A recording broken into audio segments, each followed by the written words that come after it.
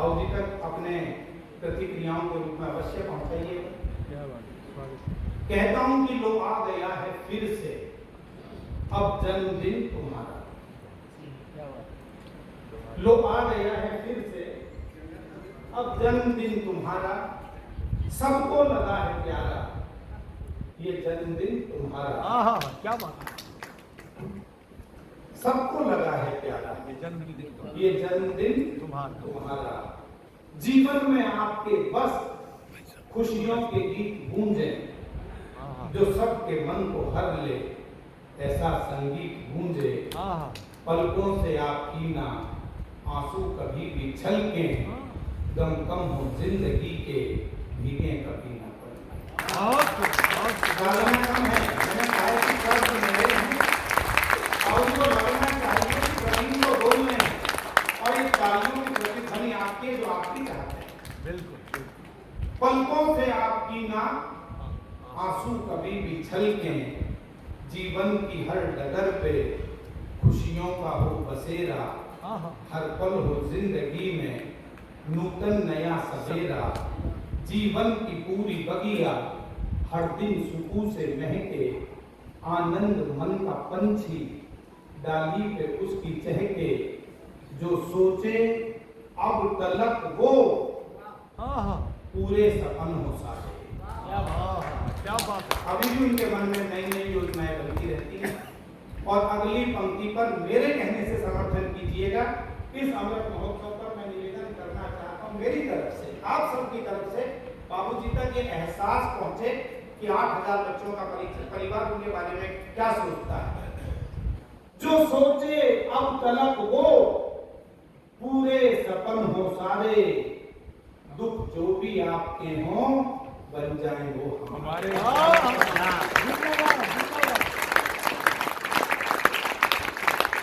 और ये परिवार रहते हुए आप ये मान लीजिए जो मैं कह रहा हूं, दुख जो भी आपके हों बन जाए वो हमारे। जीवन के कंटकों में गिरना नहीं संभलना।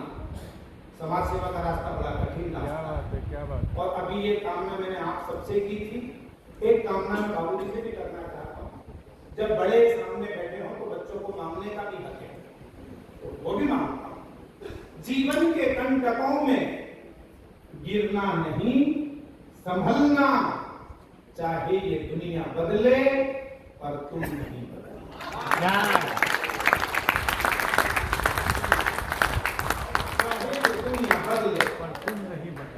पर तुम नहीं बदलना।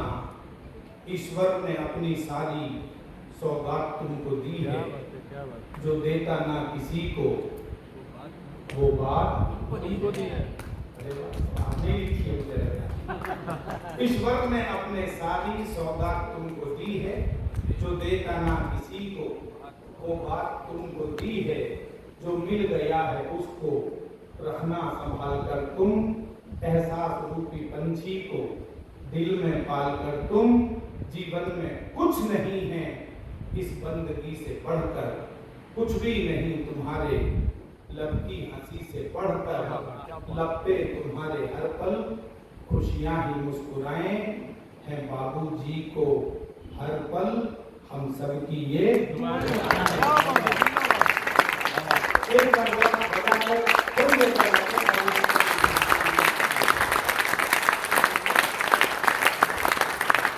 बाबूजी को हर पल हम सब की ये तो बहुत सारी शुभकामनाएं मैं उन्हें देता हूँ। मुख्य वक्ता के रूप में बाबूजी ने मुझे कहा था कि थोड़ा सा कवि कविता और कवि सम्मेलन की भी बात प्रवीण आपको करनी है।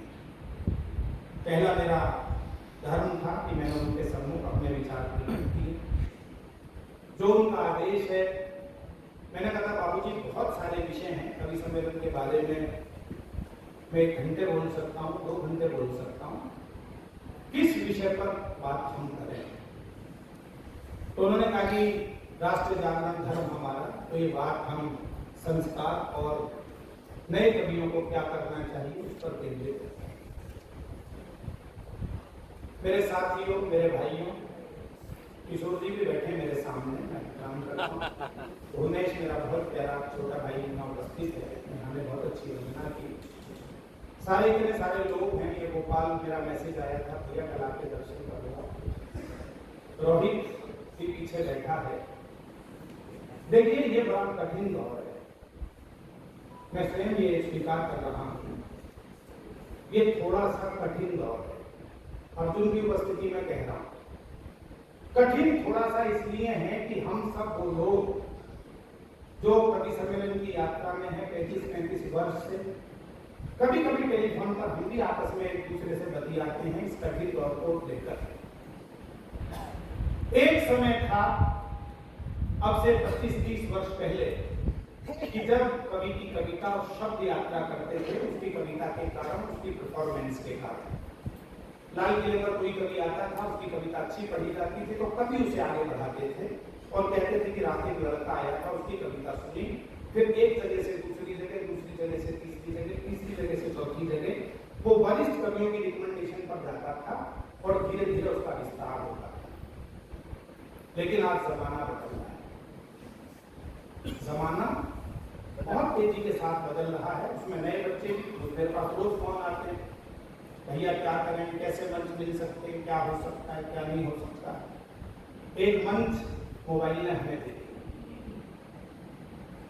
उस पर रील रोज वायरल होती है, यूट्यूब पर लाइक्स आती हैं। और संकट ये है इस समय का, इस दौरे हाजिर का, कि जो कवि सम्मेलन करवाने वाला आयोजक है वो पहले कवि से कविता तक पहुंचता था, कविता से कविता तक पहुंचता था। अब तीनों पीढ़ियां बदल रही हैं। मैं संकट की तरफ इशारा कर रहा हूं। शशि, कई बार हमारी बात होती है, तीनों पीढ़ियां बदल रही हैं। कवियों की भी पीढ़ी बदल रही है, श्रोताओं की भी समझ बदल रही है। अब वो श्रोता नहीं बचे जो रात को 9 बजे बैठते थे और सुबह 4 बजे तक कविताएं सुनते थे और गूढ़ और गंभीर कविताओं पर। मैंने वो दौर देखा, माहेश्वर तिवारी कविता पढ़ते थे, ठहर कर रोक कर। नीरज जी की दिशा होती थी कि रात को 12 बजे नीरज जी बैठे और 2.5 घंटे तक नीरज जी सुन रहे हैं।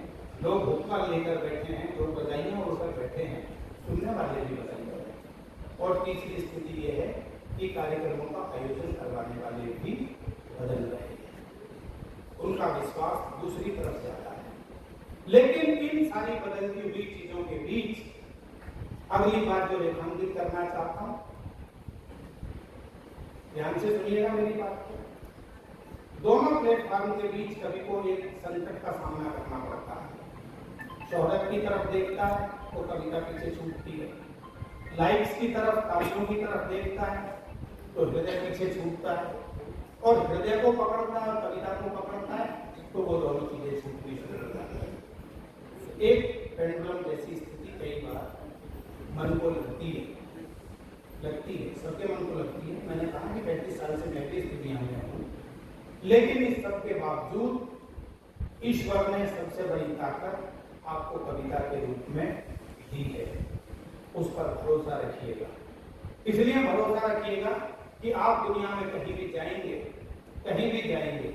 आप यदि कहते हैं कि मैं कवि हूं, तो कवि के रूप में आपको जो सम्मान मिलता है वो किसी अन्य को नहीं मिलता।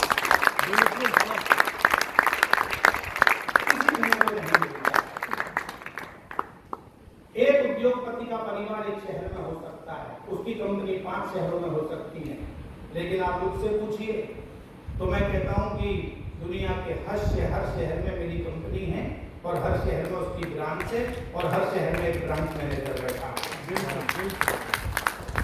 अमेरिका से लेकर इंडोनेशिया, चीन, जापान, कहीं भी मेरा जानकार नहीं होगा, मेरा डायरेक्ट जानकार नहीं होगा तो मैं बाबूजी को फोन करूंगा, बाबूजी इस देश में काम है तो बता देंगे वहां तो हमारी ब्रांच और वहां ये व्यक्ति काम करता है। दूसरी बात, गर्व इस बात पर करिएगा कि राष्ट्रपति भवन में भी शंकर दयाल शर्मा जी ने 5 वर्ष तक कवि सम्मेलन करवाया। अभी मोदी जी ने राष्ट्रपति भवन में करवाया। सभी कवि कलाकारों को सबको सम्मान मिलता है, लेकिन कवि होने के नाते हमें जो सम्मान मिलता है हमारी वजह से नहीं, हमारे खानदान की वजह से। बिल्कुल। हम उस खानदान के लोग हैं जिसमें तुलसी हुए, कबीर हुए, सूर हुए, मीरा हुई। यह हो सकता है कि धन का खानदान बाकी लोगों का बड़ा हो, लेकिन मन का बड़ा खानदान जो हमारे पास है वो दुनिया में किसी के भी पास नहीं है।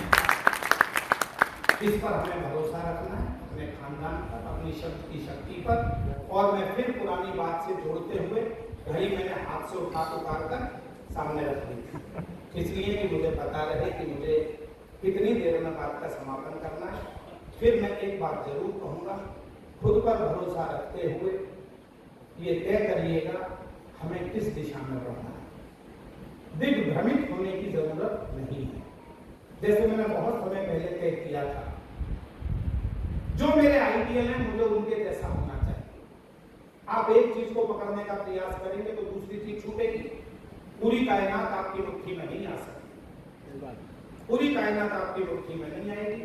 यदि आपको यह तय करना है कि मुझे शोहरत की बुलंदियों की तरफ जाना है, कुछ भी करना है, उसका रास्ता अलग है। और यदि आपको यह तय करना है कि मुझे प्रतिष्ठा की बुलंदियों तक जाना है, उसका रास्ता अलग है। मेरे गुरु जी थे डॉक्टर कुंवर बेचैन, उनका पुण्य स्मरण करता हूँ। 36 किताबें उन्होंने लिखी।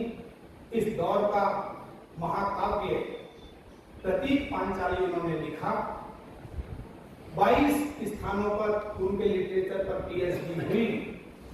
उन्हें यश भारती नहीं मिली, उन्हें पद्मश्री नहीं मिली, लेकिन उनके प्रति लोगों के मन में जो आदर है उस पर 1000 पद्मश्री और 1 लाख यश भारती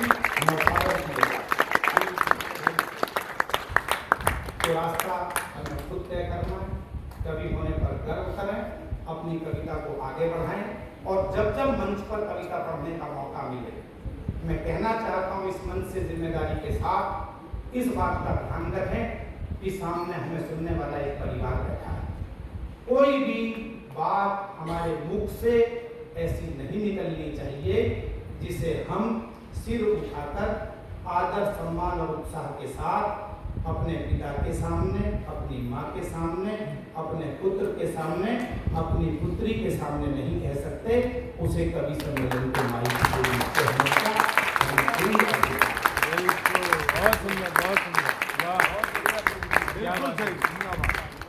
बहुत सुंदर बात, जिंदाबाद जिंदाबाद। ये बस मेरा इतना कहना है। कभी एक बड़ा संवाद रखेंगे, उसमें और विस्तार से बहुत सारी बातों पर चर्चा की जा सकती है। विषय बहुत महत्वपूर्ण है ये। और जितने भी नए बच्चे हैं, बेटा एक काम जरूर करिएगा। यह अंतिम बात आज की मेरी अपने भीतर उतारने का प्रयास कर लें आप कि खाली कवि सम्मेलन में आगे बढ़ने के लिए YouTube पर भरोसा मत कीजिएगा।